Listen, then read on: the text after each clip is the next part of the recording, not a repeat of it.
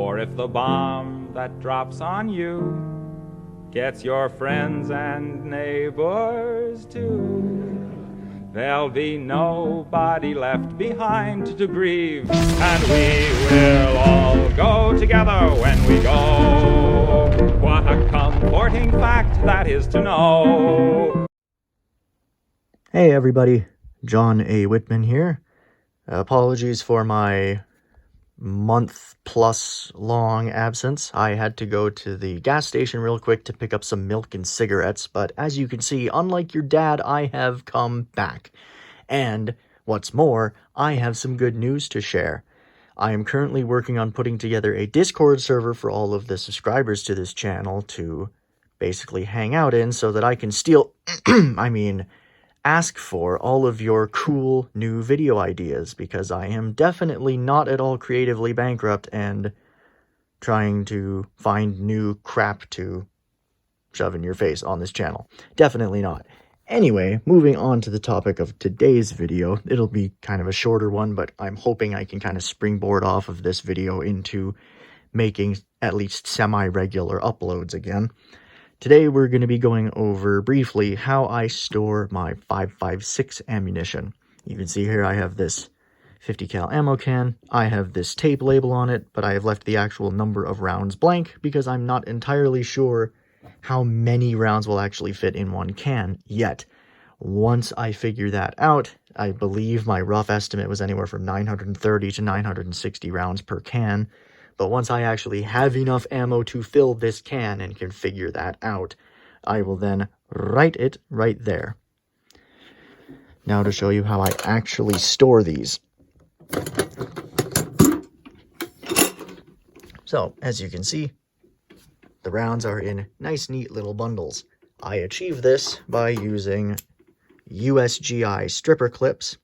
These hold 10 rounds apiece, and it takes 3 of these clips to load one standard capacity 30-round AR-15 magazine.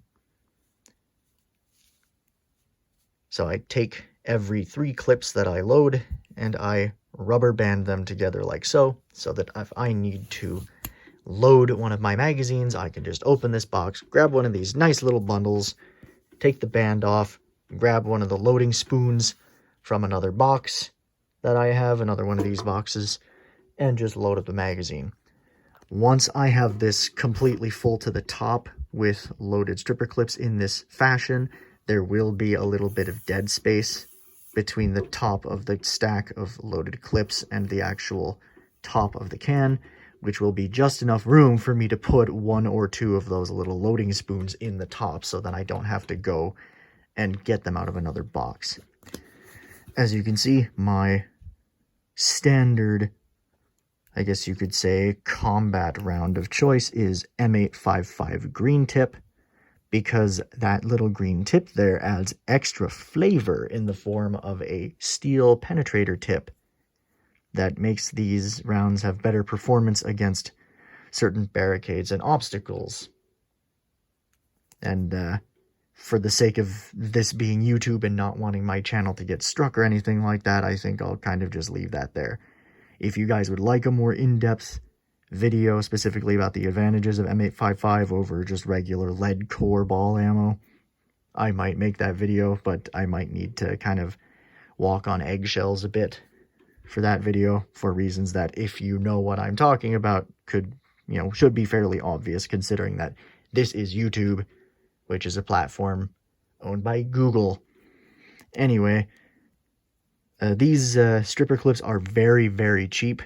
I got a bulk order of 100 of these in their, still sealed in their original plastic, where it's a little plastic bag with 25 stripper clips and 1 loading spoon. Plus I had 6 other stripper clips that I got just from, and 2 more spoons that I just got from Winchester M193 boxes, and then I went and shot all that M193 because I decided I would just transition to only running M855 green tip. But anyway, that is basically how I store these, you can see I stagger the direction that I stack them in. Hopefully you can see that, because these are slightly tapered towards the tips of the rounds. So if I want to have a stack that is actually straight, I have to stack them like that. So these are all stacked like that. I think I can get 5 bundles per stack that way, all the way across. And then I can lay more in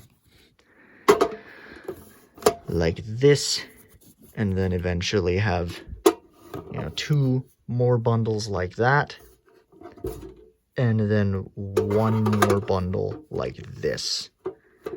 So technically I could do the math, and like I said, I think I did at one point, and it was anywhere from 930 to 960 rounds per can, depending on just exactly how many I'm able to fit in the sides here. But yeah, this is obviously not the one true only way of packing 5.56 into one of these cans. This is just my way. I think it's kind of neat. I think it's pretty convenient, but obviously if you think you have a way that works better for you and your situation, then by all means feel free to disregard everything I've talked about here. I will freely admit that I am not in any way claiming that this has the origins in the mind of a genius. This is just the system I came up with. This is my autism. I get to choose the flavor. Anyway, I hope you found this at least somewhat entertaining. Stay tuned for a link to that Discord server that I talked about at some point. And thank you for watching the John Doe Prepper channel, and a big thank you goes especially to all of my older subscribers who have actually stayed subscribed for the whole, month and a half almost of me just not actually posting anything to here. Thanks, guys. We will all go together when we go, all suffused with an incandescent glow. No one will have the endurance to collect on his insurance. Lloyds of London will be loaded when they go.